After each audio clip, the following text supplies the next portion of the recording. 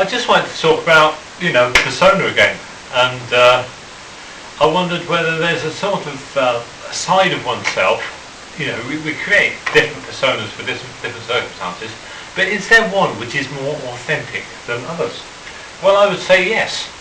And say you're going out with a dog on the moors, perhaps with a kite, and you're running along, and there's nature all around, and you haven't got a care in the world, no stress, and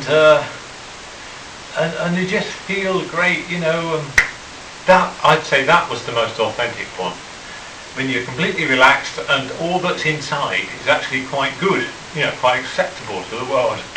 But of course, life's not like that, is it? We carry an awful lot of stress, and if somebody has a high stress job, they get paid highly, and that's what they say, don't they? You get paid for the amount of stress that you carry, and sometimes people, they have all this stress in their life, and they're working hard, and they're earning lots of money, and etc., etc., and they think, well, when I retire, that'll be all right then. I'll take it easy then, put my feet up. But of course they can't. It's totally embedded in them.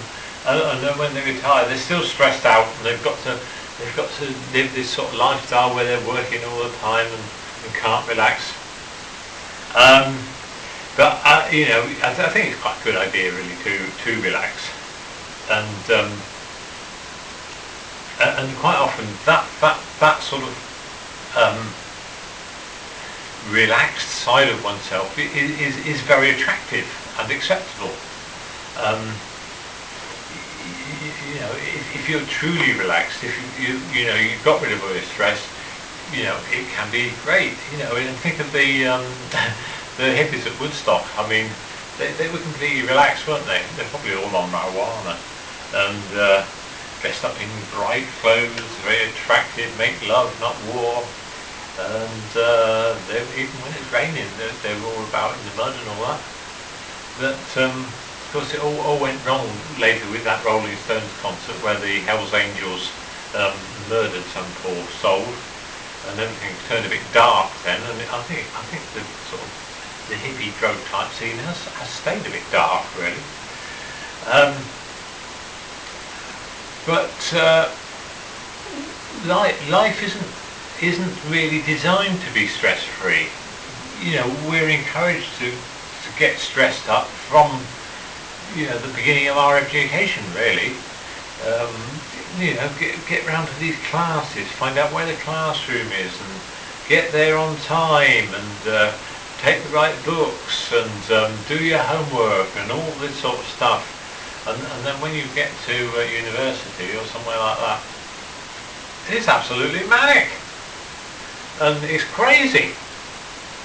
You've got all these essays to do, and you've got to get it all in a certain amount of time. And then in professional jobs, I mean, like in the health service, take the consultants. They come around the beds and that.